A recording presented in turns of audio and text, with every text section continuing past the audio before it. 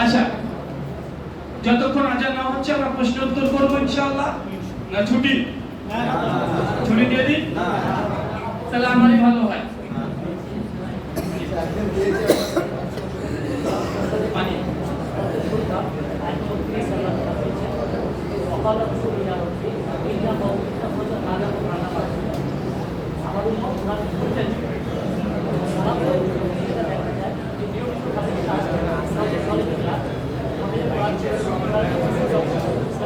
কথা বলিয়েন না।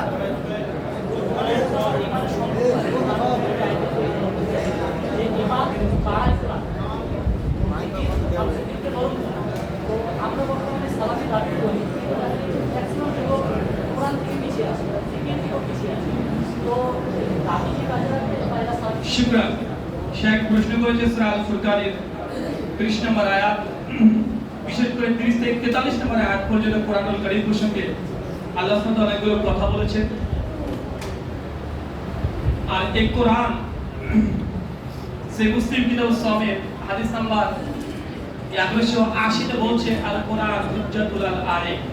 কোরআন কিয়ামতের মাঠে মানুষের পক্ষে সাক্ষী দেবে অথবা কোরআন মানুষের বিপক্ষে সাক্ষী দেবে। আর কোরআন কিভাবে বিপক্ষে সাক্ষী দেবে? এই সূরা আল ফুরকানের 30 নম্বর আয়াতের ব্যাখ্যা করতে গিয়ে সালামরা এই হাদিসগুলোকে কোট করে বলছে যে প্রত্যেক মুসলমান মুমিনের জন্য কোরআন কমপক্ষে তিলাওয়াত করা এটা ফরজ। এটা কি বলেন তো ভাইজান? নামাজ পড়া যেমন ফরজ, কোরআন মাজিদকে কমপক্ষে তিলাওয়াত করা, কোরআনকে পড়া, কোরআন পড়া এটা মুমিনদের উপরে কি? এটা ফরজ। কমপক্ষে একটা পৃষ্ঠা হলো এই কোরআন মাজিদ আপনাকে পড়তে হবে। এটা একজন সালফে সালেহিন অত্তওয়ালিদের সকলে একমত। কোরআনকে পড়াটা, কোরআন পড়া জানাটা এটা কি? একটা ফরজ। এটা শিখতেই হবে যে কোনো মূল্যে। নামাজ পড়া যেমন ফরজ, রোজা করা যেমন ফরজ, ঠিক এমনটা। এবং কোরআন মানুষের বিরুদ্ধে সাক্ষী দিবে কিভাবে? আপনি কোরআন শিক্ষার চেষ্টাই করেননি, সময় আছে অনীহা, ইমাম সাহেব পড়াচ্ছে, আপনি সালাত আদায় করে চলে গেলেন, ইমাম সাহেব বললেন যে ইশার পরে কোরআন মাজিদ শিক্ষা দেওয়া হবে, আপনারা বসে যাবেন, আপনার আঠাল সময় আপনি ইশার নামাজ পড়ে চায়ের দোকানে গিয়ে চা খাচ্ছেন, কোরআন মাজিদ শিখছেন না। কোরআনের প্রতি অনীহা আপনার এখানে কি? কোরআনের প্রতি কি? অনীহা। অনেক আছে কোরআন শিখেছে, আমরা কোরআন জানি, কিন্তু কোরআনকে আমি রীতিমতো প্রতিদিন চর্চা করছি না, পড়ছি না। এই কোরআন আপনার বিরুদ্ধে সাক্ষী দেবে যে আপনি কোরআন জানতেন, তবে কোরআনকে আপনি পড়েননি, পাঠ করেননি। আবার পাঠ করেছেন কিন্তু কোরআন অনুযায়ী আমল করেননি। আবার আমল করেছেন কিন্তু এই নিজে জানতেন কিন্তু কোনো মুনকার কাজ হচ্ছে তাকে বাধা প্রদান করেননি।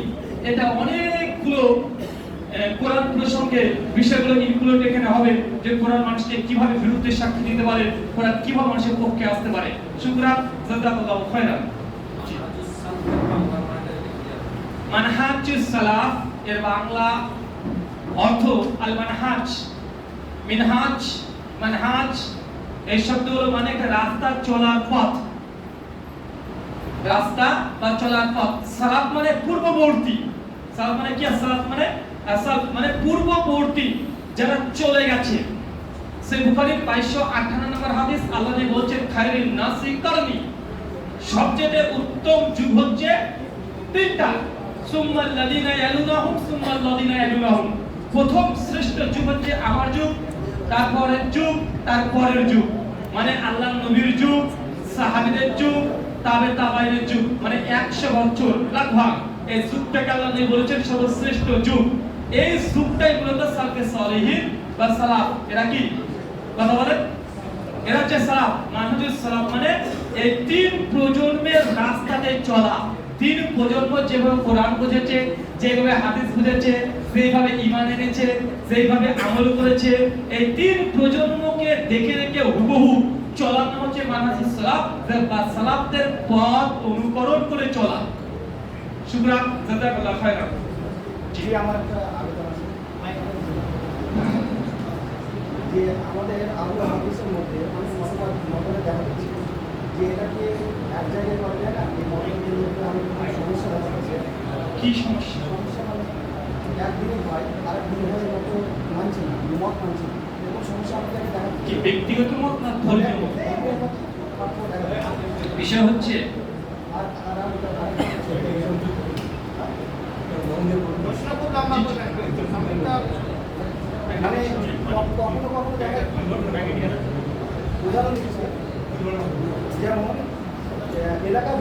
যেখানে হয়তো আমার এলাকাতে পীরের চর্চা বেশি, সেখানে আমি হয়তো কিছু কিছু সুন্নাত মানে দেন, তারপরে হয়তো দেখা যাবে তাদের মতো আমি মানে জোরে আমি বলা এসব তো করতাম না, কিন্তু অন্যান্য জায়গায় বলছেন আমি করতেই হবে বাধ্যতামূলক। এরকম অনেক ঘটনা দেখা যাচ্ছে। দ্বিতীয় কথা যে আপনি যে ডক্টর জাকির নায়েকের কাছে গেছেন, ওনার সঙ্গে আমি কথাবার্তা হয়েছি, যাই হোক উনি কিছু বার্তা দিয়েছেন, তার মধ্যে প্রথম একটা বার্তা আমাকে বলতে। শুকরান। প্রথম কথা ভাইজান বলছেন যে আলুল হাদিস দিনী ভাইদের মধ্যে কিছু ইখতিলাফ ঘটছে, এক্ষেত্রে করণীয় কি? প্রথম কথা হচ্ছে মতপার্থক্য কোথায় ঘটছে এটা গুরুত্বপূর্ণ। আর এই মতভেদটা যারা করছে, যদি দলিলের আলোকে মতভেদ হয় আহালাম ওয়া সাহালাম, দলিলের আলোকে যদি মতভেদ হয় এটা খুব ভালো জিনিস। কেন? তার মানে বোঝা যাচ্ছে যে আহলে হাদিস ভাইরা তারা দলিল নিয়ে চর্চা করছে। কারণ মতভেদ তারাই করতে পারে যারা জ্ঞান চর্চা করে। কথা বুঝতে পারছেন? দলিল ভিত্তিক মতভেদকে কখনো সালাফে সালেহিনের কেউ খারাপ ভাবে দেখেনি। কারণ যখন দলিল দিয়ে দুজনে কথা বলছে কিন্তু মতভেদ ঘটে গেছে, তাহলে দুজনে চর্চা করছে, এটা কি ভালো লক্ষণ? কিন্তু একজন দলিলবিহীন একজন দলিলের পক্ষে এই মতভেদটা এটা নিন্দনীয়। যদি এরকম করে আহলুল হাদিসের সাথে দ্বিমত হয়ে যায় যে আপনি দলিল দিয়ে বলছেন যে ভাই দেখেন এটা নবী সুন্নাহ, কেন পালন করবেন না? বলছে ভাই এটা করলে এখানে সমস্যা হচ্ছে। কি সমস্যা হচ্ছে? তো এখানে আমাকে মসজিদে ঢুকতে দিচ্ছে না। যদি শুধু রফলে আদির করার কারণেই যদি মসজিদে ঢুকতে না দেয়, তাহলে আমাদের তরফ থেকে আমরা তাকে বলি সমস্যা নেই। যদি সে মেনে নেয় যে রফলে করবে না, তাহলে মসজিদে সালাত আদায় করতে দেবে। আমরা বলি ঠিক আছে, রফলে করার দরকার নেই। কিন্তু এখন কেউ যদি বলে আবার তুমি জোরে আমিনও বলতে পারবে না, তুমি 8 টাকার তারাবিও পড়তে পারবে না, তুমি পায়ের সঙ্গে পাও মেলাতে পারবে না, তুমি আঙ্গুলটাকে সাদা আঙ্গুলকে ইশারা করতে পারবে না, ফরজ নামাজের পরে তোমাকে মুনাজাত করতেই হবে। এখন যদি সবগুলোকেই বাধ্য করে আপনাকে, তাহলে ওর পেছনে সালাত পড়া দরকার নেই। না যে হারাম বলছি না, জায়েজ। কিন্তু আপনাকে যদি একটা মাসালাই যদি সাবসিডি দিয়ে যদি মসজিদে স্থান দেয়, অবশ্যই একটা সুন্নাহর সঙ্গে পরিত্যাগ করে বাকি 20টা সুন্নাত পালন করতে পারছেন, সমস্যা নেই, সমাজকে ভাঙা দরকার নেই। কিন্তু প্রত্যেকটা সুন্নাতকে আপনাকে বলছে যে না এটা করা যাবে না, এটা মেনে নেওয়া যাবে না, জিন্দেগিতে এই সুন্নাত তাহলে জীবন্ত করতে পারবেন না। তাবরানী আল-মুজাম্মিল কাবীর হাদিস নাম্বার 1860 আল্লাহ নবী বলছেন অচিরে আমার উম্মতের এমন একটা সময় চলে আসবে যে সময় আমার মৃত সুন্নাত থেকে যদি জীবন্ত করতে পারে তাহলে 50 জন শহীদের সমপরিমাণ নেকি তার আমলনামায় দেওয়া হবে। এখন বলেন তো সমাজ আমাদের এই সুন্নাত কি মরা সুন্নাত না? এখন সবাই যদি বলি যে না আমাদের প্রত্যেক মসজিদে বলছে যে রফলে করা যাবে না, জোরে আমিন বলা যাবে না, আর সবাই যদি আমরা তাদের সঙ্গে সম্মতি দিয়ে গেলে পরিত্যাগ করে দিই, তো হক প্রচার আর হবে? হক প্রচার আর হবে না। তো একটাকে যেটা ভাই তোর রফলে করবি সমস্যা নেই, আঙুল দিয়ে নড়াবার সমস্যা নেই, আট করবি না 20 টাকা করবি সমস্যা নেই, জোরে আমিনটা বলিস না, এটা আমাদের সমস্যা হয়। আমি পরামর্শ দেবো জোরে চিৎকার মেরে আমি বলার দরকার নেই, আসতে বলেন। রাফা বিয়া সাউতে বা মাক্কা বিয়া সাউতে হাদিসে আসছে যেমন 3:48 আপনি বলেন আমি আসতে বলেন, যদি আপনাকে বাকি সুন্নাতগুলো পালন করতে দেয় তবে। কিন্তু যদি বলে কোনোটাই পারবি না, আমরা যেভাবে করছি এইভাবে করতে হবে, তাহলে ভাই এখানে শরীর চলছে না, ওর মন মতো চলছে, মাযহাব চলছে। কি চলছে? মাযহাব চলছে। কোন মানুষের দিয়ে যাওয়া ফতোয়ার উপর ভিত্তি করে সালাত চলছে, রাসূলুল্লাহ সালাত ওখানে মজুদ নেই। এই জন্য আপনাদের ওই মসজিদে তখন প্রয়োজন নেই। তাই মতভেদটা কতটা এটা দেখতে হবে। শুকরান, জাযাকাল্লাহু খায়রান। ডক্টর জাকির নায়েক কোশ্চেনে বলেছেন যে আমার সঙ্গে সাক্ষাৎ হয়েছে, আমাকে কি বলেছে। তো ভাই এগুলো তো পার্সোনাল কথা, আর এগুলো ওপেনলি বলাটা সঠিক মনে করি না। তার নিজেদের পার্সোনাল কিছু কথাটাকে উম্মতের জন্য তিনি কি মেসেজ দিয়েছেন। ডক্টর জাকির নায়েকের মানহাজ বা তার লক্ষ্য উদ্দেশ্য সম্পূর্ণ আলাদা। তিনি সমস্ত কিছুর ঊর্ধ্বে তিনি দেখতে চান যে মুসলিম উম্মাহ একটা প্ল্যাটফর্মে যেন আসে এবং অমুসলিমদেরকে দাওয়াত দেওয়া এটা তিনি মানুষকে বেশি বেশি উদ্বুদ্ধ করে। আলহামদুলিল্লাহ তার সঙ্গে আমি দেখা করেছিলাম 1 আগস্ট 2024 মালয়েশিয়াতে। তিনি থাকেন মালয়েশিয়ার কুয়ালালামপুর যে জেলা আছে পুত্রাজা, একটা জায়গা, খুব সুন্দর জায়গা, 22 তলা বিল্ডিং এ তিনি থাকেন। আলহামদুলিল্লাহ আমি যখন তার সঙ্গে প্রথম সাক্ষাৎ করি, অনেকক্ষণ আলোচনা হয়। আলোচনার ফাঁকে বিশেষ করে কিভাবে দাওয়াত দেওয়া যায় এই আলোচনাগুলোই, অন্য কোনো আলোচনা নাই যে কিভাবে আলোচনা মানে দাওয়াত দেওয়া যায়। আলহামদুলিল্লাহ তিনি প্রথম থেকে আগে থেকে আমার সম্পর্কে অবগত ছিলেন, এটা আমি খুব খুশি হয়েছি যে না অন্তত আমার সম্পর্কে তিনি জানতেন আগে থেকে তিনি জানতেন। আমার কিছু ভিডিও তিনি দেখেছেন, তিনি বাংলা বুঝেন না কিন্তু তিনি দেখেছেন যে না আলহামদুলিল্লাহ বাংলাতে একজন কাজ করছে ওনার মানহাজের মতো করে, মানে হিন্দুদের সঙ্গে খ্রিস্টানদের সঙ্গে নাস্তিকদের সঙ্গে ডিবেট করছে এবং অনেকে তাকে মেসেজটা দিয়েছে এবং তিনি জানতেন মোটামুটি। আমার পুরো জীবনীটা তার কাছে জানাই ছিল যে আমার পিতামাতা আগে অমুসলিম ছিলেন, আমি 2012 পরে এই ইসলামের পথে এসেছি, এগুলো তার জানা ছিল আগে থেকে আলহামদুলিল্লাহ। তারপর তিনি এই কথাগুলো আবার শিওর হলেন যে আসলে যেগুলো তিনি জানতেন সেগুলো সঠিক কিনা, আমার কাছে তিনি প্রশ্ন করে সবগুলো তিনি জানলেন। তো সেগুলোকে আমি বললাম যে আসলে কতটা সত্য কতটা মিথ্যা। তারপরে আমার সাথে তার কথা হয় দাওয়াতি পদ্ধতি নিয়ে। জিজ্ঞাসা করলাম এখন বর্তমান ভারতবর্ষে কিভাবে দাওয়াত দেওয়া যায়, এটা বর্তমান শাসক যিনি আছেন তিনি ভালোই জানেন, কারণ আপনারা ওই ফাঁদেই আজকে দেশ থেকে আপনি বিদেশে গিয়েছেন, এখন আমরা অমুসলিমকে দাওয়াত কিভাবে দিতে পারি তার একটা চমৎকার কথা বলেছেন আমাকে। আমি বলেছিলাম দাওয়াতি কাজ কি বন্ধ করে দেবো, তাহলে আপনার যে প্রেক্ষাপট এটা আমাদের কাছে চলে আসতে পারে যখন তখন। উনি বলতেন সেই সময়ের কথা, আগস্টে সেই সময়ের কথা, তিনি বলতেন যে পৃথিবীর অনেকগুলো দেশের মধ্যে এখনো মোদির আমলেও ভারতবর্ষের দাওয়াতি কার্যক্রম করা অন্যান্য রাষ্ট্রের তুলনায় অনেক ভালো, সহজ। আমি অবাক, বলছে কি উনাকে তাড়িয়ে দিয়েছে, আসলে গ্রেফতার করে জেলে ভাত খাওয়াবে। উনি বলছেন যে অনেক দেশের চাইতে, মুসলিম দেশের চাইতে। অবাক। আমি বললাম স্যার উদাহরণ कोई मिसाल है? तो उन्हीं का बोलते मिसाल बांग्लादेश के देखो, पाकिस्तान में देखो, ওটা পাকিস্তান আর বাংলাদেশে চাইতো ভারতে অমুসলিমকে দাওয়াত দেওয়া এটা সহজ।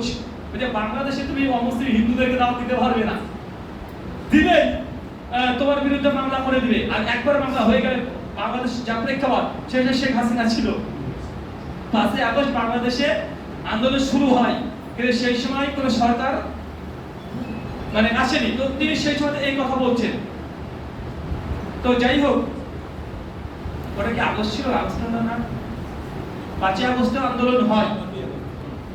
জি জি, আর আমি তার সাথে দেখা যায় 1 আগস্ট আর 5 আগস্ট সরকার পরিবর্তন হয়, মানে হাসিনা চলে আসে, দেশ ত্যাগ করে। তিনি 1 তারিখ আমাকে কথা বলছেন ওইটা পাকিস্তানে অমুসলিমকে দাওয়াত আপনি এবং প্রকাশ্যে দিতে পারবেন না, যেইভাবে ভারতে দেওয়া যায়। আমি যদি প্রকাশ্যে কাজ করো কোনো সমস্যা নেই। আমি তারপরে প্রশ্ন করছিলাম স্যার আসলে এই যে আপনার সাথে দেখা করলাম, আপনি তো ইন্ডিয়ানদের ইন্ডিয়াতে একটা টেরোরিস্ট, একদম ব্যাপকভাবে টেরোরিস্ট হিসেবে দেখা হয়। তো আপনার সাথে আমি সাক্ষাৎ করতে এসেছি, তো এটা নিয়ে আমাকে কোনো প্রবলেম ফেস করতে হতে পারে কি? উনি তখন বলতেন যে আমার সাথে দেখা করতে এসেছো, তো এই কথা গোপন করা যাবে না, এটা প্রকাশ করে দিতে হবে। কারণ মিডিয়া হচ্ছে এত বদমাস, তুমি যদি আমার সঙ্গে দেখা করে যাও, এটা যদি প্রকাশ না হয় তো ওরা বলবে যে ব্রাদার রাহুলের সঙ্গে ডক্টর জাকির নায়েকের গোপন মিটিং হয়েছে, গোপনে দেখা করে এসেছে, গোপনে চক্রান্ত করছে ভারতকে উড়িয়ে দেওয়ার জন্য, মানে এরকম বলে দিতে পারে মিডিয়া। তো বলে যে এটা আমাদের কাজ হচ্ছে ওপেন সিক্রেট, আমরা ওপেন দেখাচ্ছি মানুষকে, আমরা গোপনে কোনো কাজ করি না। আমরা যা কাজ করি প্রত্যেকটা রেকর্ডে, গোপন কোনো কিছু আমাদের জীবনে নেই। আমরা উম্মার জন্য কাজ করি, দেশে শান্তি কিভাবে আসবে সেই জন্য কাজ করি। তা আমাদের কোনো গোপন কিছু যেন না থাকে, যা হবে প্রকাশ্যে। আলহামদুলিল্লাহ যখন তিনি বললেন, তারপরে আমি ছবিটা পোস্ট করেছিলাম যে তার সঙ্গে আমার সাক্ষাৎ হয়েছে, ভিডিও কয়েক সেকেন্ড আমি দিয়েছিলাম, তার সঙ্গে সাক্ষাৎ হয়েছে। কারণ এটা যেন গোপন মিটিং বলে আমার মাথায় আবার দড়ি না বাঁধে। তো যেই বলেছেন তা হয়েছেও বটে। পরের দিন সকালবেলাতে আমরা দেখলাম, যেদিন আমি ফিরে আসলাম মালয়েশিয়া থেকে, তারপরের দিন দেখলাম বর্তমান পেপারে হেডলাইন একদম, এবং আরো কয়েকটা পত্রিকার হেডলাইন যে পশ্চিমবাংলা প্রধান রাহুল হোসেন মালয়েশিয়াতে ডক্টর জাকির নায়েকের সঙ্গে গোপন মিটিং। আমি যে লোকটা তীক্ষ্ণ ব্রেন দেখেছেন, উনি যে কথা বলেছেন ওই শব্দ দেখেছে যে আমি নাকি গোপন মিটিং করেছি। আমি জিজ্ঞাসা বলে কি গোপন মিটিং? আরে ভাই গোপন কি রে ভাই, আমি তো নিজে প্রকাশ করে দিয়েছি আমি গিয়েছি, ছবি ভাইরাল হয়েছে, এটা প্রকাশ্য, এটা কি গোপন হলো? এটা যে মিডিয়া রাতকে দিন করে দিনকে রাত করে। তো আমাকে যেটা বলেছে দাওয়াতি কাজ করো, তুমি দাওয়াতি কাজ করো, কিছু হিকমা ব্যবহার করো, আর মুসলিম উম্মাহকে মোটামুটি বিভেদপূর্ণ মাসালা যেগুলো আছে সেগুলোকে দূরে রেখে কাজ করার জন্য তিনি পরামর্শ দিয়েছেন। তাতে আমি কিছু তার সঙ্গে এ বিষয়ে কথা বলেছিলাম যে স্যার আপনি আমাকে যে মাসওয়ারা দিচ্ছেন যে বিভেদপূর্ণ মাসালাতে যেন কথা না বলি তাহলে উম্মতের মধ্যে ইখতিলাফ বাড়বে। তো আপনার জীবনে কি কখনো বিভেদপূর্ণ মাসালার কথা বলেছিলেন? আপনার সঙ্গে উম্মত কি করেছে? স্যার আপনি যেভাবে কথা বলেন, আপনি যেভাবে এই ফিকি বিষয়গুলোকে হ্যান্ডেল করেন, আর যত সম্মান শ্রদ্ধা দিয়ে এই ফিকি মাসালাগুলো বলেন, আপনার মতো দ্বিতীয় কোনো ব্যক্তিকে আমি দেখিনি। তারপরেও কয়েকটা মাসালা তাদের মাসালের বিরুদ্ধে যাওয়ার জন্য আপনাকে ইহুদির দালাল ফতোয়া দিয়েছে। আপনার বিরুদ্ধে ১,৫০০ পৃষ্ঠার বই বের করেছে দারুল উলুম দেওবন্দ থেকে। আপনার বিরুদ্ধে তারা ফতোয়া দিয়েছে কাফের হিসাবে। তো আপনি তো এত ব্যালেন্স করে কথা বলার পরেও যদি আপনি ইহুদির দালাল হন, তো আমি আপনার মতো অত ব্যালেন্স করা আমার দ্বারাই সম্ভব না। তাই এই পরামর্শটা আমার মনে হয় না যে কোনো কাজে আসবে। আমি যদি ইখতিলাফি বিষয়ের কথা নাও বলি, কিন্তু কেউ যদি প্রশ্ন করে যে ভাই আপনি কোথায় হাত বেঁধে নামাজ পড়েন, বলো বুকে, বলে দেয় ইহুদি। তা আমি বলেছিলাম স্যারকে যে দেখুন, মানে বোঝা যাচ্ছে যে আপনি যে লেভেলে কাজ করেছেন, হাজার হাজার অবস্থাকে আপনি ইসলাম গ্রহণ করাচ্ছে, দেখতে পাচ্ছে জল করছে ভিডিওতে। ওরা বলছে কি ডাক্তার জাকির নাকি ইহুদির দালাল, বলছে ইহুদি মুসলমান ভর্তি ইহুদিকে। তো এই আপনি যে বললেন আমার পরামর্শ দিচ্ছেন, পরামর্শ দেওয়া ভালো, কিন্তু উম্মতের ইখতিলাফি বিষয়ে কথা বললে বিভেদ তৈরি হবে, এটা আমার মনে হয় না যে এটা খুব কার্যকরী। কারণ আপনাকে নিজে ডাইরেক্ট দেখছি। কারণ আমি প্রথম 5 বছর 2014 থেকে আমি বক্তব্য লাইনে আছি, 14 শেষ থেকে প্রথম 5টা বছর আমি কোনো ইখতিলাফি বিষয়, ফিকি বিষয়, ইসলামী মাসলা মাসালা আকীদা এগুলো নিয়ে কথা বলতাম না। 4 থেকে 5 বছর ছিল আমার দাওয়াত মিশন ছিল হিন্দুইজম, খ্রিস্টানিটি, অ্যাথিজম, এর সঙ্গে ডিবেট, বক্তব্য, সেমিনার, আলোচনা করলে হিন্দু ধর্ম পরে খ্রিস্টান ধর্মের পরে আলোচনা করতাম। দেখো প্রথম 4-5টা বছর এটাই ছিল। কিন্তু পরে যখন দেখছি যে ডক্টর জাকির নায়েককে তারা ছাড় দিচ্ছে না, ওকে ইহুদির দালাল, খ্রিস্টানদের দালাল, তাকে পরে হাজার হাজার অভিযোগ ডক্টর জাকির নায়েকের উপরে। তাহলে আমাদের ব্রেনে চলে আসলো যে এই লোকটা এত কাজ করছে, একে ইহুদি বলতে বলছেন না। আর কোনোদিন যদি আমার ব্যাপারে জানে যে আমি আহলুল হাদিস বুকে হাত বেঁধে নামাজ পড়ি, আমাকে তো ছাড় দিবে না। তাই নাচতে যেমন নেমেছি, ঘুমুর দিয়ে লাভ নেই। যা কোরআন হাদিসে পাবো ডাইরেক্ট বলে দিতে হবে, কারণ এরা আমাকে ছাড় দেবে না। 2 বছর 5 বছর নিজের আকীদা মানহাজ প্রকাশ করবে না বা প্রচার করবে না, আমাকে হয়তো গ্রহণ করে নেবে। যখনই কোন একটা প্রশ্নের মাধ্যমে হোক, যদি একটা মাসলা তাদের বিরুদ্ধে চলে যায়, আমাকে ইহুদি দালাল, খ্রিস্টানদের দালাল এই ফতোয়া আমার উপরেও আসবে, এটা নিশ্চিত আসবে। বাট একটা জাকির নায়েককে ছাড় দেয়নি। তাই আমি সেই 2017 পর থেকে আর ওই সব নাই, যা কোরআন আসে ভাই ডাইরেক্ট ইহুদি, খ্রিস্টান, নাস্তিক এদের সঙ্গে যখন দিবেন, তারপর থেকে 17 পর থেকে এদের সঙ্গে আমার লাগালাগি এসেছে। কেন জানেন? কারণ আমি বলেছিলাম যে এরা আমাকে ভালো থাকতে দেয়নি, আমাকে খারাপ করেছে হুজুরে। আমি বলেছি যে আমাকে খারাপ করেছে হুজুরে, কারণ আমি ভাই এত কিছু বুঝতাম না, নামাজ পড়তাম, রোজা করতাম, হজ করতাম, এই যে ইসলাম মানতাম, হুজুর ফতোয়া দিয়েছে তো নামাজ হচ্ছে না, বুকের উপরে হাত বাঁধিস, এটা ইহুদিরা এভাবে নামাজ পড়ে। তো আমাকে খারাপ কে করেছে? হুজুরে। তুমি ফতোয়া কেন দিয়েছি না? আমি যখন নামাজই পড়তাম না, দুর্গা পূজাতে ঘুরে বেড়াতাম, হুজুর কোনোদিন বলেনি দুর্গা পূজাতে যাওয়া শিরক, একদিনও বলেনি।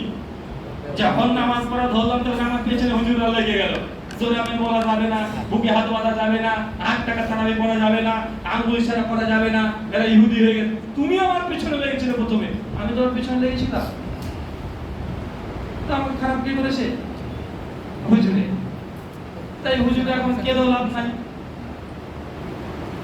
শুকরান।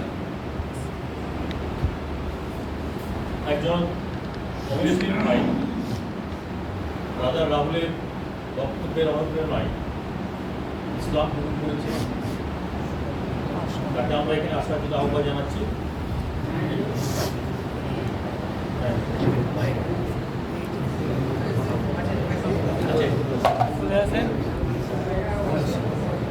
আসসালামু আলাইকুম। এই ভাই অমুসলিম ছিলেন, আলহামদুলিল্লাহ। বাড়ি নরাটি কুকুড়া। ব্রাদার রাহুলের বক্তব্যের অনুপ্রেরণায় সে ইসলামের শীতল ছায়ায় ইসলাম গ্রহণ করেছে।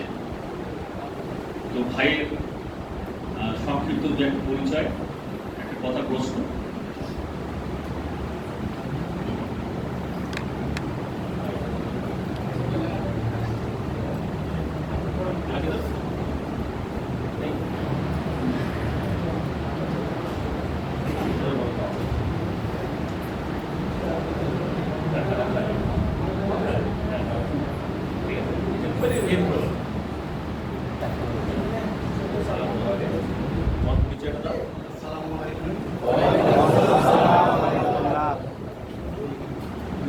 সালে আগস্টের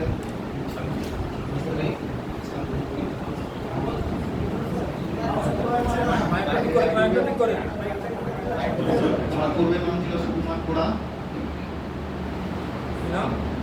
গ্রামের নাম হচ্ছে কুকুড়া, নাম হচ্ছে মারাঠি। তুমি কিভাবে ইসলাম চাই? আমি দাদা রাহুল সিং সাহেবের একটা বক্তব্য শুনেছিলাম, যেখানে উনি একটা চ্যালেঞ্জ করেছিলেন যে শ্রীমদ ভগবত গীতা থেকে দেবী দুর্গা যে ভগবান তার প্রমাণ চেয়েছিলেন, সেটাই আমি দেখেছিলাম এবং ইসলাম পড়াশোনা কত করেছো? বর্তমানে কি করবো? চাকরির জন্য একটা কোচিং করছি। এখন আপনার বর্তমান নাম কি? এখন বর্তমানে হচ্ছে আব্দুল্লাহ। আব্দুল্লাহ। আপনাকে বাড়ি থেকে মেনে নিয়েছে? বাড়ি থেকে বেরিয়ে নিই, আমি এখন নাম্বারটা একটা ভাড়া হয়ে থাকি। আচ্ছা বকরি মোড়ে আচ্ছা। আমি পড়াশোনা করি। আমরা আপনার পাশে আছি না। তো আপনি জি জি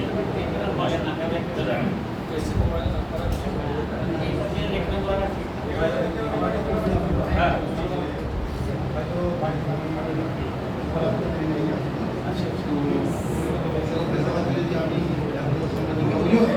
যদি তার জন্য কিছু জামা দিতে পারি তাদেরকে।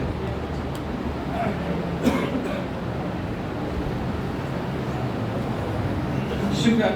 ভাইজানের প্রশ্ন হচ্ছে, তিনি তো ইসলাম গ্রহণ করেছেন, তার পিতামাতা যারা আছে এখনো মুসলিম আছে, যেমন সামনে দুর্গাপূজা উপলক্ষে কোনো পোশাক দিতে পারবেন কিনা? মনে রাখবেন, ইসলামে অমুসলিম যদি পিতামাতা হয়, তাদের মানবিক যে চাহিদা, মানুষকে বাঁচার জন্য যে মানুষের যে চাহিদা, শিক্ষা, বস্ত্র, খাদ্য, এই যে 5টা চাহিদা আছে না, ঔষধ এবং বাসস্থান, এই 5টা যে চাহিদা বাবা মা যদি অমুসলিমও হয়, সন্তান দিতে এখানে বাধ্য, সন্তান দেবে, ইসলাম এই কথাই বলে। কিন্তু ধর্মীয় দিক থেকে চালানোর সহযোগিতা করা যাবে না। আর দুনিয়াবী জীবনে সবকিছু করতে পারবেন। আপনার বাবা মুসলিম আছে, মা মুসলিম আছে, যদি কিডনি যদি নষ্ট হয়ে যায়, আপনি কিডনি দিতে পারবেন বাবা মাকে, কোনো সমস্যা নাই। 5 ব্যাগ যদি রক্ত প্রয়োজন হয়, অমুসলিম পিতামাতা হোক বা যে কেউ আপনি রক্ত দিতে পারবেন, কোনো সমস্যা নেই।